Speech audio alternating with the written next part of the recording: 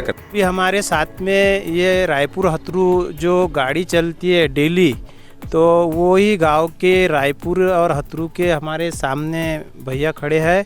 और 2 बार इन्होंने आंदोलन किया था रास्ते को लेकर, भैयालाल मावस्कर हथरू के उपसरपंच, और ये भी उस आंदोलन में मौजूद थे। तो अभी तक रास्ता हुआ या नहीं, इनसे हम जानकारी लेंगे।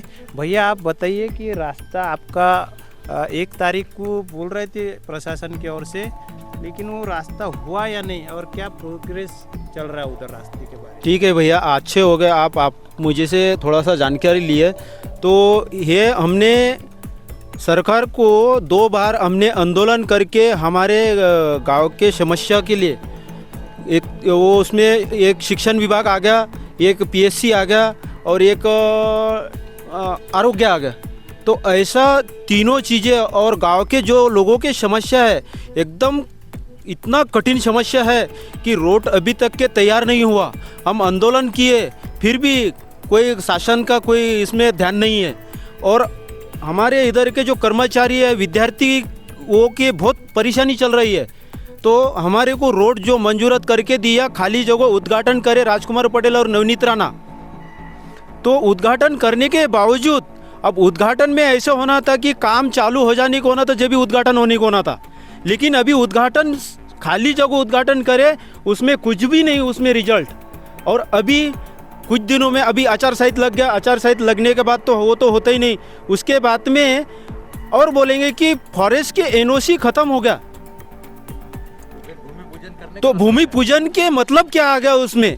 आज अपने अपने पॉलिटिक्स राजनीति के लिए ऐसा किए होंगे और लोगों के जिंदगी से खिलवाड़ कर रही। हाँ, तो ये ऐसे हो रहा है भैया। तो ये प्रशासन को इसको थोड़ा सा लगने को ना कि भाई आज देखो अपना आज़ादी का 70-75 वर्ष हो गए, फिर भी हमारे आज़ादी नहीं है।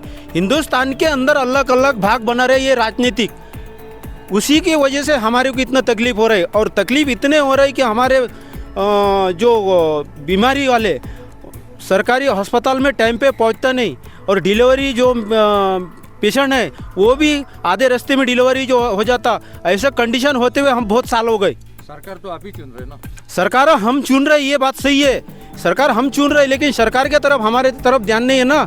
सरकार हम चुन रहे, हमारे कैसा है, हमारा जवाबदारी होता है वोट देने का। लेकिन अभी ऐसा लग रहा है कि हमारे को पहले रोड फिर वोट। तो अभी तो जैसा कपड़ा खुजाता है अपने बदन का, तो आप कपड़ा बदल सकते हैं। हाँ, तो फिर लोकशाही की सरकार को।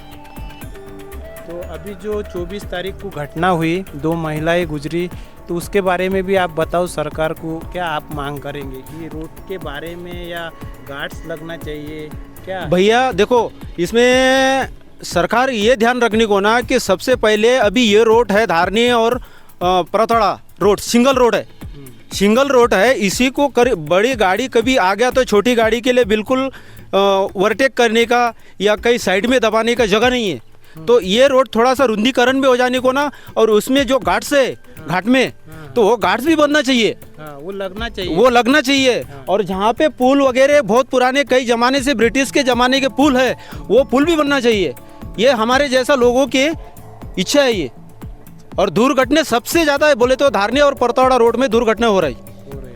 तो उसके लिए आप प्रशासन को ही जवाबदार मतलब मानते, मतलब ये जो सरकार है उसी को आप ये करेंगे? हाँ, सरकार उसी को, जो सरकार अभी फिलहाल चल रही वही सरकार को हम बोल रहे, कोई दूसरे सरकार को नहीं, क्योंकि दूसरे सरकार का सत्ता नहीं है। जहाँ तक के अपने सरकार है अभी बैठे हैं, वो सरकार को इसका या तो ना। नवनीत राणा मैडम तो अभी दौरे पर ही है मेलघाट के, तो उनसे आपने कुछ बोला नहीं? नहीं, उनके साथ हमारे नवनीत राणा के साथ में मुलाकात हुई नहीं, लेकिन अपने एरिया का जो समस्या है वो हर राजनीतिक वाले को मालूम है, राजकुमार पटेल को मालूम है और बच्चू कडू भाऊ को मालूम है। मेलघाट के समस्या हर राजनीतिक वाले को मालूम है, लेकिन क्या मालूम नींद हाके सो गई कि क्या पता नहीं। बहुत बहुत धन्यवाद, आपने पूरी जानकारी दी।